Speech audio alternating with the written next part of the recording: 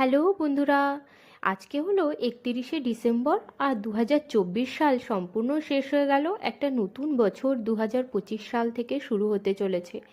শহরে এমন বহু লোকই আছেন যারা এখনও গাছ লাগাবেন কি লাগাবেন না দ্বন্দ্বের মধ্যে রয়েছেন। তাদের উদ্দেশ্যে বলি, দেখুন, একার পক্ষে কখনোই একটি প্রকৃতিকে সুন্দর করে তোলা সম্ভব নয়।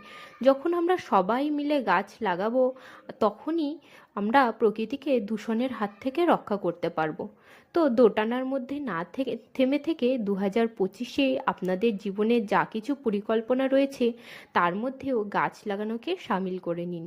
কারণ সবাই মিলে আমরা গাছ লাগাবো, তাহলেই প্রকৃতিকে আমরা সুন্দর রাখতে পারবো। আজকের ডেটে দাঁড়িয়ে আমরা দিল্লির অবস্থা দেখতেই পাচ্ছি। আমরা কখনোই চাইবো না যে আমাদের বাচ্চারা সম্পূর্ণ দূষিত বায়ুতে শ্বাস নিক। আমরা চাইবো তারা যাতে একটা সুষ্ঠু পরিবেশ পায়। আমরা সকলে মিলে গাছ লাগাই।